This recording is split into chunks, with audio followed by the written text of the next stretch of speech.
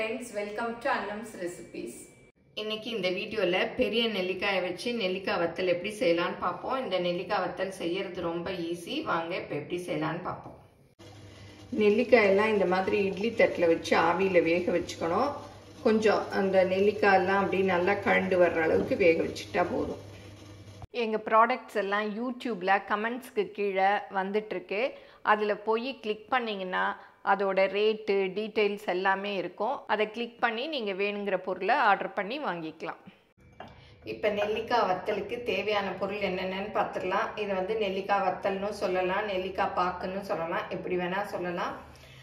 இதுக்கு வந்து நான் 300 கிராம் அளவு நெல்லிக்காய் எடுத்து வேக வச்சு வச்சுருக்கேன். பாருங்கள், இந்த மாதிரி எடுக்க வரணும். ரொம்ப கொலைய வேக வைக்க வேண்டாம். ஓரளவுக்கு இந்த மாதிரி உதுத்து எடுக்கிற அளவுக்கு நம்ம வேக வச்சு ஆவியில் வேக வச்சு எடுத்திருக்கேன்.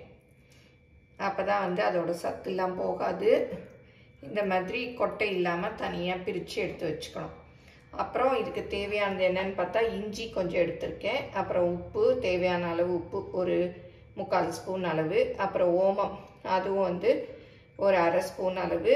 இது வந்து சீரகப்பொடி 1/4 ஸ்பூன், மிளகு பொடி 1/4 டீஸ்பூன். அப்புறம் இது வந்து பிளாக் சால்ட்டு. இது வந்து இந்த மாதிரி கட்டியாக இருக்குது, உடச்சி கொஞ்சம் எடுத்துக்கணும். இந்த மாதிரி கடைகளில் கட்டியாகவும் கிடைக்கும், பொடியாகவும் கிடைக்கும். நான் வந்து கட்டி வாங்கி வச்சுருக்கேன். வேணுங்கச்சா கொஞ்சம் கொஞ்சம் உடச்சி எடுத்துக்குவேன். அப்புறம் எலுமிச்சம்பழம், ஒரு எலுமிச்சம்பழம். இதில் வந்து கொஞ்சமாக இப்போ உடச்சி எடுத்துக்கலாம். ஒரு 1/4 டீஸ்பூன் அளவு இருந்தால் போதும். இது எல்லாத்தையும் மிக்சியில் போட்டு அரைச்சி இந்த நெல்லிக்காயில் போட்டு வச்சுக்கலாம். இது போட்டால் இல்லை, இதெல்லாம் தனித்தனியாக போட இதுவாக இருந்து சாட் மசாலா வச்சுருந்தீங்கன்னா அது கூட போட்டுக்கலாம். சாட் மசாலா போட்டுட்டு இந்த மிளகு ஜீரகப்பொடி எல்லாம் போட்டுக்கலாம். நிறைய பன்னீர் ரோஸ் செடி வாங்கி வச்சுருந்தேன். ஒன்று கூட ரொம்ப பூக்காது. இந்த செடி மாத்திரம் ஒரே ஒரு பூ பூத்திருந்தது. ஆனால் நிறைய வீடியோஸில் பார்த்துருக்கேன், நிறைய பூ பூக்கும். உங்களுக்கு ஏதாவது பன்னீர் ரோஸ் நிறைய பூக்க ஐடியாஸ் தெரிஞ்சால் கமெண்ட்டில் கட்டாயம் மறக்காமல் சொல்லுங்கள். எல்லாருக்கும் யூஸ்ஃபுல்லாக இருக்கும். இப்போ நெல்லிக்காய் எல்லாம் உதுத்து வச்சுக்கலாம்.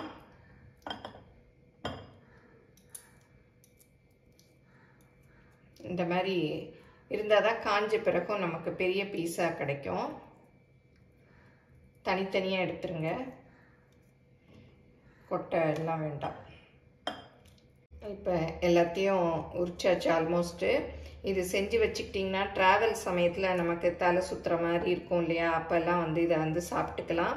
அப்புறம் வந்து வீட்டில் கூட நம்ம எதையாவது சாப்பிட்டுட்டு ஒரு மாதிரி எண்ணெய் எல்லாம் நிறையா சாப்பிட்டோம்னா தலை சுற்றுற மாதிரி இருக்க சமயத்தில் இதை சாப்பிட்டிங்கன்னா ரொம்ப நல்லாயிருக்கும். ட்ராவல் சமயத்தில் நம்ம இதை சாப்பிட்டா தண்ணி தாகம் கூட கொஞ்சம் குறையும். நான் எப்போவுமே இது செஞ்சு வச்சுருப்பேன். போகிறச்சி எடுத்துகிட்டு போவேன். வீட்லேயுமே எடுத்து கொஞ்சம் சாப்பிட்டுக்குவேன். இது சுகருக்கு கூட ரொம்ப நல்லது. எப்போவும் செய்யறச்சே மறந்துடும். சரி, இந்த தடவை தான் செய்யறச்சே உங்களுக்கும் இதெல்லாம் செஞ்சு காமிக்கலாம் அப்படின்னு இது பண்ணேன். இப்போ எல்லாம் உதுத்து எடுத்தாச்சு. இதெல்லாம் மிக்சியில் போட்டு அரைச்சிக்கலாம். நீங்கள் எல்லாம் பொடிகளாக வச்சுருந்தா அப்படி போட்டு மிக்ஸ் பண்ணி எலுமிச்சம்பழம் ஜூஸ் ஊற்றி புளிஞ்சிட்டு மிக்ஸ் பண்ணி காய வச்சுக்கலாம். நான் இப்போ இஞ்சி வந்து ஃப்ரெஷ் இஞ்சி போடுறேன். சுக்கு பொடி இருந்தால் கூட நீங்கள் போட்டுக்கலாம். அதனால இஞ்சியும் ஓமமும் அரைக்கணும். அதுக்காக இதெல்லாம் சேர்த்து அதோட அரைக்க. இப்போ சீரகப்பொடி, மிளகு பொடி போட்டுக்கலாம், ஓமம் போட்டுக்கலாம், உப்பு, அப்புறம் இஞ்சி, அப்புறம் பிளாக் சால்ட்டு கொஞ்சம் நிறையா இருக்க மாதிரி இருக்குது, கொஞ்சம் போட்டுக்கலாம். அப்புறம் வேணும்னா கூட போட்டுக்கலாம். அப்புறம் எலுமிச்சம்பழம். நீங்கள் நெல்லிக்காய் கிடைக்கிற சீசனில் நிறைய வாங்கி கூட போட்டு வச்சுக்கலாம் வெயில் காலத்தில். எலுமிச்சம்பழத்தோட கொட்டைகள் எடுத்துருங்க. எடுத்துட்டேன், இருந்தாலும் ஒன்று விழுந்துருச்சு. அது இருந்ததுன்னா அப்புறம் கசக்கும். இதெல்லாம் வந்து நார்த்து சைடில் ஆம்லா சுப்பாரின்னு சொல்லிட்டு கடைகள்லே கூட பேக்கெட்டில் வச்சுருப்பாங்க. சின்ன சின்ன பீசஸ் எல்லாம் நம்ம காய வைக்கிறச்ச வேஸ்ட் ஆகிடும். அதை இதோட அரைச்சிட்டா மிக்சிக்கும் அரைக்கிறதுக்கும் கொஞ்சம் நிறையா இருக்கும். அதுதான் மெயின் ரீசன். ஏன்னா இவ்வளோண்டு போட்டோன்னா சரியாக அரைப்படாது. எப்போவுமே நான் கொஞ்சம் நிறையா பண்ணுவேன். இதை வந்து இப்போ அரைச்சிக்கலாம்.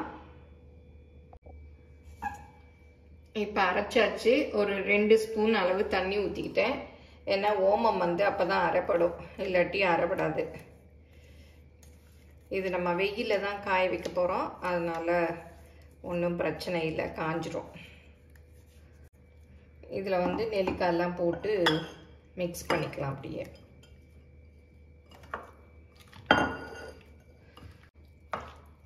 இதை வந்து இன்னைக்கு ஃபுல்லும் ஒரு 2-3 தடவை அப்படியே மிக்ஸ் பண்ணி விட்டா எல்லா நெல்லிக்காயிலையும் இந்த மசாலாலாம் ஊறிடும்.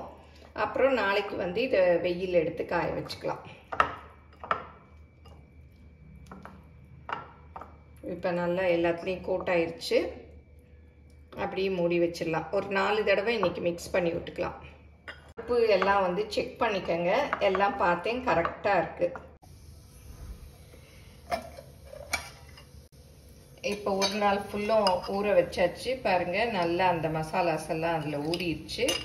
இப்போ இந்த மாதிரி ஒரு பிளேட் எடுத்து அதில் வச்சு வெயிலில் காய வைக்க வேண்டியதுதான். நல்லா தனித்தனியாக ஒன்று மேலே ஒன்று போடாமல் நல்ல சுள்ளுன்னு அடிக்குது இல்லையா, அந்த வெயிலில் காய வச்சா 2 நாளில் காஞ்சிரும். இந்த மாதிரி டைரக்ட் சன்லைட்டில் காய வைக்கணும். அப்போ தான், ஏன்னா பெருசாக இருக்கு இல்லையா நெல்லிக்காய், அப்போ தான் நல்லா காயும்.